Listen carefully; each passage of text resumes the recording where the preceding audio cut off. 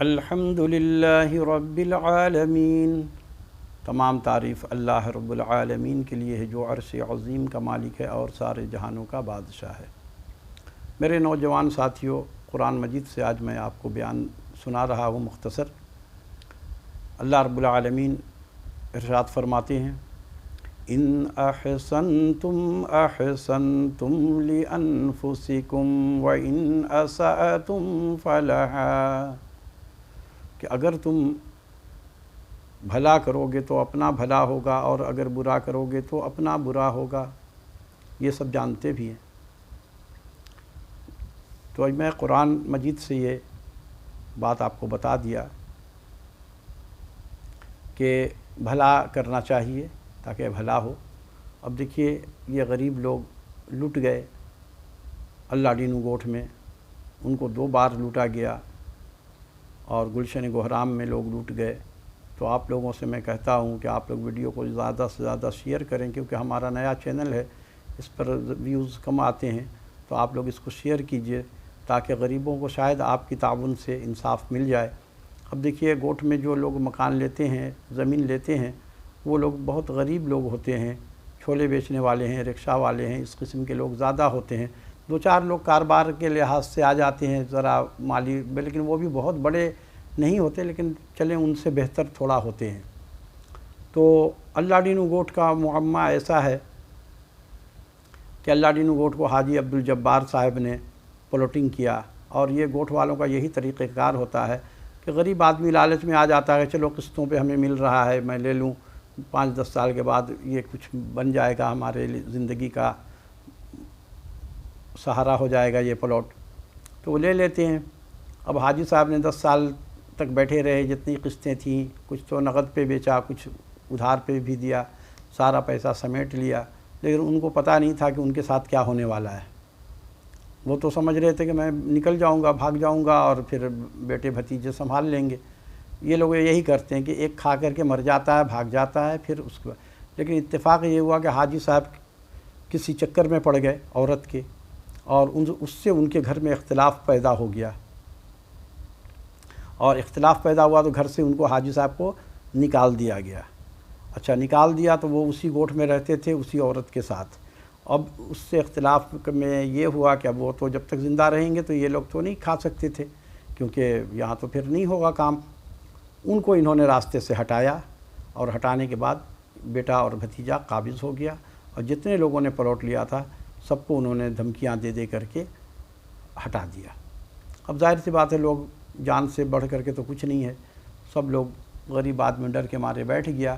تھانے میں زیادہ سے زیادہ کچھ لوگ گئے، تھانے والا تو ملا ہوتا ہے، اس نے کچھ بھی نہیں کیا، اور لوگ بیٹھ گئے۔ لیکن میں تمام حکام بالا کو بھی خط لکھا، اور 2 سال سے میں یہ مقدمہ لڑ رہا ہوں، عدالت میں بھی گئے، 2 وکیل تبدیل کر دیا، لیکن اب وکیل صاحب لوگ کے بھی بڑے معاملات ہیں، ان کو بھی سنبھالنا بڑا مشکل ہوتا ہے، تو کیس ابھی ہم نے ڈرا کر دیا ہے۔ اور اسی طرح سے گلشن گوہرام، یہ نیو لیاری جو ہے، یہ نیو لیاری اس کے ساتھ ہے یہ گوٹھ، اور اس کا تھانہ سرجانی ٹاؤن تھانہ ہے، اور اللہ ڈینو کا تھانہ منگو پیر تھانہ پڑتا ہے۔ تو میں نے تمام حکام بالا کو خط لکھا، تو گلشن گوہرام میں قابض ہو گیا مہر اللہ نام کا ایک شخص، اور اس نے آ کر کے سارے پلاٹ پہ قبضہ کر لیا۔ اور بعد میں یہ ہوا کہ فلک ناز بلڈرز نے اللہ ڈینو گوٹھ کی کچھ زمین حاجی صاحب کے بیٹا اور بھتیجا سے خرید لیا یا قبضہ کر لیا، واللہ عالم، لیکن جہاں تک ممکن ہے کہ انہوں نے مزاحمت نہیں کی، ان کے ساتھ کوئی بات نہیں کیا، آرام سے ان کو 50-60 پلاٹ کی زمین جو ہے فلک ناز بلڈرز کو دے دیا۔ اب جتنے بھی مکان بنے ہوئے تھے اس میں ہمارا بھی فارم تھا، وہ فارم بلڈوز کر دیا، ساری زندگی کی کمائی وہاں انویسٹ تھی، وہ سب ملیا میٹ ہو گیا۔ تو اب یہ حکام بالا سے گزارش ہے کہ یہ جتنے بھی لوگ متاثر ہوئے ہیں ان کو انصاف دلایا جائے، اور ان ظالموں کو فی الفور گرفتار کر لینا چاہیے تاکہ ان سے پھر انصاف ملے گا۔ اب یہ ہے کہ یہاں تو حکومت کے جتنے بھی لوگ ہیں، جتنے بھی ادارے یہاں ہیں، پلاٹ سے متعلقہ ادارے، وہ سب وہاں ملے ہوئے ہوتے ہیں۔ میں نے مختار کار کو بھی خط لکھا، انہوں نے تو خیر نوٹس دیا۔ اس کے علاوہ میں نے صدر پاکستان کو بھی خط لکھا، آئی جی صاحب کو بھی لکھا، صدر مملکت کو بھی لکھا، وزیر اعظم کو خط لکھا، وفاقی محتسب، صوبائی محتسب، ان سب کو میں نے خط لکھا، لیکن سب نے وہی تھانہ کو ریفر کیا کہ وہاں جائیے۔ اور تھانہ ملا ہوا ہوتا ہے، اگر تھانہ میں بھیجنا ہے، پولیس سے اگر انکوائری کرانی ہے تو کسی اور تھانہ میں بھیجنا چاہیے۔ اسی تھانہ جو تھانہ اس کے علاقے کا، اس علاقے کا تھانہ بک جاتا ہے۔ آپ لوگ سب جانتے ہیں کہ پولیس کا کردار یہاں کتنا اچھا ہے۔ پولیس میں تو وہی لوگ جاتے ہیں جن کا جو رشوت کھانے کو حلال سمجھتے ہیں، ورنہ تو کوئی بھی ایماندار آدمی رشوت نہیں جاتا کہ بھائی جائیں گے تو بچ نہیں پائیں گے۔ اور رشوت کھانے والا جہنمی، دینے والا تو خیر مجبور ہوتا ہے، وہ بھی جہنمی ہوگا، لیکن بعض جگہ پہ انسان بہت مجبور ہو جاتا ہے، تو کیونکہ یہ لوگ کام ہی نہیں کرتے۔ اب آپ کا شناختی کارڈ گم ہو جاتا ہے، جب تک 200 روپیہ اس کو دیں گے نہیں، وہ آپ کو ایف آئی آر کاٹ کے نہیں دے گا۔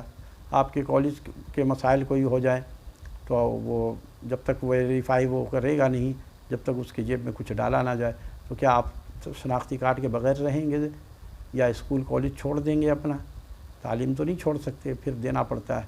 تو خیر مجبوری میں تو اللہ معاف کر دے گا، لیکن یہ ظالم لوگوں نے رشوت کو حلال سمجھ لیا ہے۔ تو آپ لوگ اس ویڈیو کو برائے مہربانی شیئر کیجئے تاکہ حکام بالا تک یہ بات پہنچے اور یہ اللہ ڈینو ووٹ والے کو ان سے انصاف دلوایا جائے جتنے لوگوں کا پلاٹ انہوں نے بےایمانی کیا ہے۔ اور حاجی صاحب کے لیے جو میں ان کے لیے ایویڈنس جمع کر رہا ہوں، تو پھر وہ وقت ضرورت میں دکھا سکوں گا۔ ان لوگوں نے حاجی صاحب کو راستے سے ہٹایا ہے، اور فلک ناز بلڈرز جو ہے یہ بھی اس میں قبضہ مافیا بن گیا ہے، لہٰذا اس کے ساتھ بھی کارروائی ہونی چاہیے۔ میں یہ آواز اٹھاتا رہوں گا، کبھی نہیں بیٹھوں گا، ان ظالموں سے نمٹ لوں گا، چاہے جان رہے یا نہ رہے۔ یہ لوگ تو انسان کو قتل بھی کر دیتے ہیں، یہ مافیا ہے، یہ ظالم ہے، ان کا نہ تو کوئی دین ہے نہ ایمان ہے، یہ لوگ منافق ہیں۔ منافق کی 4 پہچان ہوتی ہے، وہ 4 علامات ان مافیا میں موجود ہے۔ یہ جھوٹ بولے گا منافق، وعدہ خلافی کرے گا، اور امانت میں خیانت کرے گا، اور گالم گلوچ کرے گا، مار پٹائی کرے گا۔ یہ 4 کام یہ کرتے ہیں، یہ پکے منافق ہیں۔ اور منافق کا نماز جنازہ پڑھنا حرام ہے۔ علماء کرام کو چاہیے کہ منافقوں کا جنازہ نہ پڑھیں تاکہ منافق کی تعداد کم ہو جائے۔ کہ ہمارے علماء کرام بھی بکے ہوئے ہیں، بہت سارے، سب نہیں، کچھ بک جاتے ہیں۔ اب دیکھیے علماء کرام کا معیار، ٹی وی پہ بیٹھ کر کے انٹرویو دے رہے ہیں، کس کے ساتھ؟ سجی ہوئی اینکر کے ساتھ۔ بھائی آپ مسلمان ہیں، آپ علماء ہیں، آپ بول دیجئے ہم کیا مرد مر گئے ہیں؟ ہم مرد کو انٹرویو دیں گے؟ عورت کون ہوتی ہے انٹرویو لینے والی؟ اور نبی صلی اللہ علیہ وسلم کی حدیث سے مبارک ہے کہ جب مردوں کے فیصلے عورت کے اختیار میں آ جائے تو مرد کو زمین کی پیٹھ پہ رہنے سے بہتر ہے کہ زمین کے پیٹ میں چلا جائے۔ اب دیکھیے آج فیصلہ ہو رہا ہے۔ ایک علماء کہتے ہیں کہ مریم نواز ناجائز بیٹھ گئی ہے، اور دوسرا فضل الرحمان صاحب لے کر کے گھوم رہے تھے کہ آپ کو اقتدار ہم دلوائیں گے۔ وہ بھی علماء ہیں، یہ بھی علماء ہیں۔ یہ حالات ہیں ہمارے علماء کرام کا کہ یہ لوگ بھی دنیا دار علماء زادہ اب ہو گئے ہیں اور کاروبار کیا ہوا ہے۔ یہ جو دین کی تعلیم کے نام پہ مدرسہ چلاتے ہیں، یہ انسان کو بھلائی کے لیے نہیں کرتے، انسان کی، یہ اپنا بھلا اس میں کرتے ہیں۔ چندہ آتا ہے، خوب موج اڑاتے ہیں، بڑا نام ملتا ہے ان کو۔ تو علماء سے بھی مجھے اختلاف ہے، کچھ علماء کرام سے، کہ یہ لوگ جو ہے اس ٹاپک پہ بات نہیں کرتے ہیں اور نماز جنازہ پڑھا دیتے ہیں، منافق کا ہو چاہے کسی کا بھی ہو۔ اور یہ یاد رکھیے کہ مسلمان کو اگر کوئی مسلمان تکلیف دیتا ہے، یہ کبیرہ گناہ ہے۔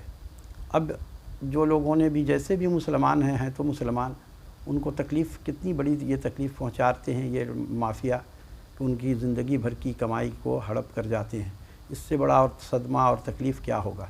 تو یہ کبیرہ گناہ کے کتنے مرتکب ہیں، اور یہ کبیرہ گناہ، ایک کبیرہ گناہ جہنم میں لے جانے کے لیے کافی ہے، یہ تو ہزاروں کے حساب سے کر رہے ہیں۔ وما علینا الا البلاغ المبین۔